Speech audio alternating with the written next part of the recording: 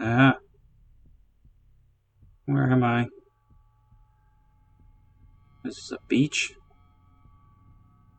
Oh my gosh, people, hey, help me. Help, please. Oh, you don't look too friendly. Oh, that's why you don't leave for like 2 to 3 weeks plus, you know? Hey everyone, how's it going? It's Bacon Strips. Welcome back. It's been a while, hasn't it? I hate traffic. I'm not a fan. Yeah, when I go out in the field, I'm driving for like, I don't know, hours, upon hours, maybe like 2 hours, 2.5 hours most. So I'm at this place, right, that I went to for work, and I'm on my way back home. So it's been a long day, I go there, I spend all day like walking around and stuff, and then I come back, getting exercise, getting my steps in. I'm on my way back, and I'm not usually the fastest driver, but when I drive in relation to work, I try to drive as fast as possible. Well, I try to get from A to B. I don't need to spend time driving because that's time that I could be at my destination. So I'm driving along the back road. It's not like the main highway, but it's not like I'm driving through a neighborhood. So I'm driving on this sort of, I guess, route. It's literally called a route. But I'm driving and I'm going, maybe like speed limit's like 40, I'm going like 50, right? And there's this dude that passes me and he's going like fast. So I'm like, okay, usually when I see someone going fast and making the right decisions to make themselves not sit in traffic for a while, I like to follow them. So I'm like, okay, let me follow this guy. And, to follow him, I have to go like 65, 70. And reminder, the speed limit's around like 40. So I'm following this dude. And I notice that he's just going faster and faster. And I'm just like, why is he going so fast? And I'm like, okay, maybe he really needs to get to his destination. Maybe he's going to play on some map that's different than Nacht Der Untoten. Maybe he's playing Kino or something, and it's high time to forget about Kino and move on. I like to have fun, while I'm driving because it's a long drive, so it's like I gotta stay up, I gotta stay entertained, I gotta keep my senses at the absolute max, otherwise, risk of injury or whatever. So I'm like, okay, let me drive fast. Ooh, that looks fun. So I'm driving, right? Dude's hitting like 70, 75, 80.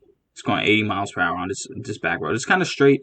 There's a couple windy turns and stuff like that, but he speeds up immensely, and I'm like, okay, I guess I'm committed to this. So I'm keeping up with him. We're passing every single car. Like there's no one around us, and I'm sure if any official of the big old law thing was around, we'd be in trouble. But I'm hoping that he would be in trouble first because he's in front of me. And there's lights and stuff, but they're all green, so it's great. Except for this one light that turns like yellow after he passes through it. And I'm maybe like 2 seconds behind him. So I'm looking at the light and like I didn't even notice it immediately. So I see it and then I'm like, oh crap, it's yellow. So I start to slow down. Then I'm like, wait, if I slow down, then he's going to be really far ahead and I'm never going to see him again. And then, not to say he wins, but it's like I lose. I have enough time to slow down, think about what I'm doing, speed up, and still get through the light before it passes red. That's how literally fast we're going. I mean, I'm talking like, I this is not me like bragging or anything, but we hit like 90, right? So then it comes time for us to split ways, where I'm going on the actual highway now, and he's still going his insane speed down the road. Which I'm like, all right, buddy, hats off to you. I do pass him in the end, but that's like the very end because I have to get over to make the turn. But there's no winning when breaking the law, kids. I'm on the highway now. Now, this is the better story. So I'm on the highway and I'm kind of keeping that same mentality in mind. So I'm like, okay, time to go fast and get home and blah blah blah blah. So I'm pushing like highway speed limit's a little higher. It's like 65. I'm going like a solid 80, right? Which is fine because no cars on the road due to this whole thing that's going on, except for the cars that I'm following. So this one car, it's not the fanciest car in the world, but it's going like pretty fast. It's like a super something, super something. I don't know. I'll put a picture of it on the screen or something like that. So I'm going fast. He's going fast. I'm the one in front now, and then he eventually passes me. So I'm like, okay, cool. Let me drive up behind him because we're both like zooming in and out. These cars that for some reason don't want to get to their destination because they're driving so slow. And like I said, I despise traffic. And we're about to hit this curve, and I know like okay, the curve, like all the slow cars are in the right side lane, all the cars that are going faster are on the left side. So I'm like, okay, I'm in the left side, and there's not a car like near us, or there's a car behind me. I'm following the car in front, and he has a car in front of him as well. It's a two lane road, right? There's no one on the right side, right? There's maybe a car like say 4 or 5 seconds back, but we're all going like 65. Like the car is far back enough away to react, which is good. What is it? It's like minimum sight distance or something like that. Sight safety distance. I don't know. It's something. See that the car in front of him goes into the shoulder, and he immediately goes into the shoulder. So, or he starts aiming to go into the shoulder. So I'm like, okay, what's going on? And they're like slamming the brakes.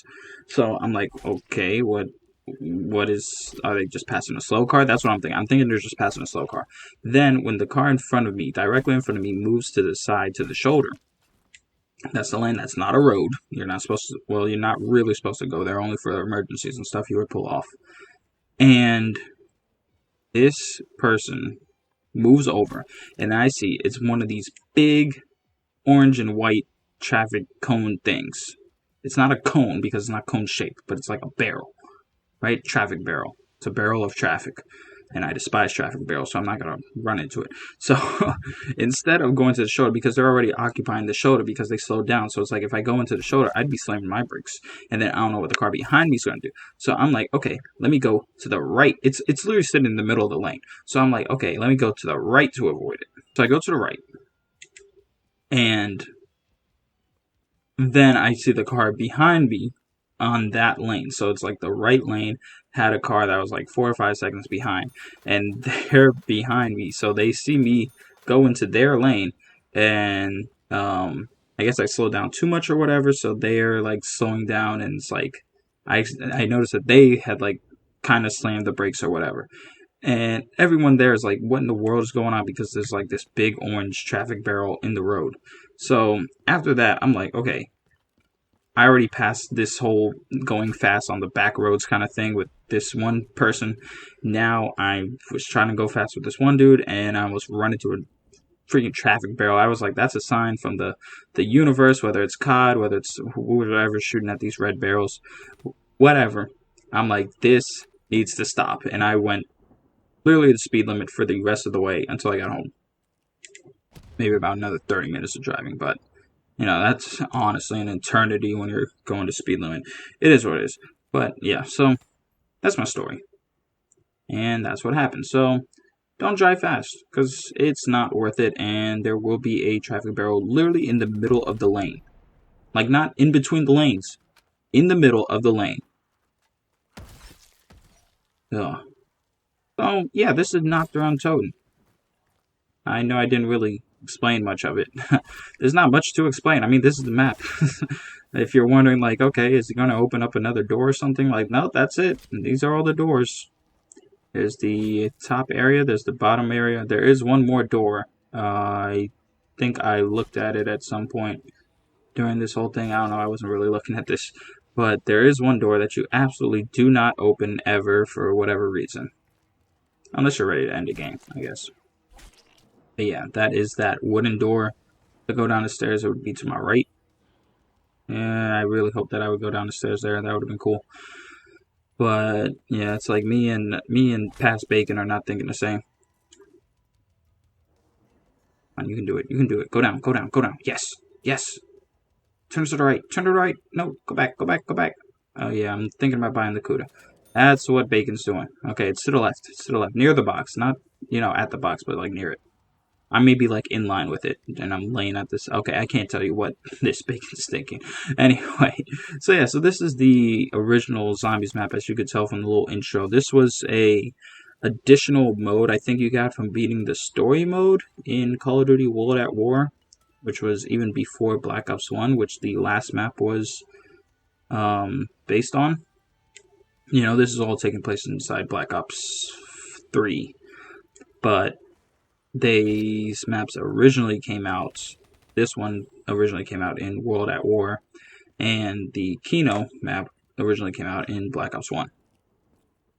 So this is the OG of OG zombies maps. It wouldn't be a full-on zombie tour if I didn't at least come to this map. So World at War released, what was it, 3 other maps? So 4 in total? Yeah, I think so. So 4 maps in total. That was this map, Nacht Der Untoten. There was Verrucht, there was Shino Numa, and there was Der Reese. Yes, Der Reese, not Die Rise. That's a completely different game. Those 4 maps were all very bare bones. I mean, there's literally no, well, there's aren't supposed to be perks on this map. As you can see, I'm one to talk. I have like a million, 8 to be exact. And there's 2 perks on the map. Well, I mean, there's the Mule Kick, which was in the spawn area, and there's that Wonder Fizz machine that I just passed. That can give you any of those 8 perks that I have in the bottom left. Yeah, that's the door you don't open. Good job. Good job, Bacon. This map is, like I said, very bare bones. All you have is the box and a couple of wall weapons. Back in World at War, it had even less useful items. I mean, the box was about the only decent thing you could get, but I mean, here in Black Ops 3, you have all your weapon attachments, your gobblegums, of course, is the big thing, which I will get into in a bit. And yeah, and you're just here mindlessly killing zombies. I mean, it gets pretty repetitive in the later rounds, as you'll see, I guess, in the next video, I guess I'll aim for. But this is the OG map, and I'd be a fool if I didn't include it for you all to see. So yeah, so if we're going in a chronological order, it's this map, the other sets of maps that I'm probably not going to play just because, I mean, it's not the most entertaining of gameplay. I mean, I could literally just sit in a corner and shoot at zombies for 30 rounds, but I'll choose to spare you all of that for all those maps. I'll probably just do it on this one before moving on. But yeah, so it's this batch of maps, and then there's the maps that include Kino and several others, which I think I might get into. I'm still thinking about it. I mean, I'll give my review right now. I mean, this map, honestly, in the grand scheme of things, it sucks. It's like 3 rooms, you know? I mean, imagine this with like 4 people. It's not that easy. I mean, unless you all just sit in a corner. But I'm talking about if you want to be like mobile, running around like I was doing on Kino, I mean, you're going to be hard-pressed to do that. And you're mainly surviving off of the gobblegums. So one of the first gobblegums that I got and took was Perkaholic. That gives you all the perks on the map. So you can see down there from left to right is Mule Kick, Deadshot Daiquiri, Double Tap, Juggernog, Stamina Up, Quick Revive, and Speed Cola and Widow's Wine. Yeah, I'm sure I can get into each perk in a different video or whatever. I don't know. We're running low on time here, so the gobblegum that I have now, I mean, this game was great. It wasn't this game, Black Ops 3, was the one that introduced the gobblegums, which were little additions that you could give to yourself to make the rounds easier. There's a lot of gobblegums, and they all do different things. Like the one I have on me right now in the bottom right is in plain sight. That makes you invisible to the zombies for 10 seconds, and it has 2 activations. So that I can use anytime. Perkaholic, you use it immediately, and it gives you all the perks on the map. So, I mean, you can use I gave you a little flash of the gobblegums there, but I'm sure there's others that we'll get into. Some I tried to tailor for this map specifically. I think there was one that like didn't really make sense for this map that I wasn't thinking about, but yeah. So that's Nacht. I mean, there's probably like 2 more videos that I will post for this map, and then we'll move on to the next one. I just wanted to share you all my traffic story to say that I'm back. I was stranded on a beach, clearly, as you can tell from the start, and some zombies came to pick me up, and now I'm on Nacht Der Untoten. Can't tell you what I'm thinking. I mean, this is all past bacon, which is getting way too meta for this commentary. Hope you all enjoyed, and I will see you on the next one. Deuces.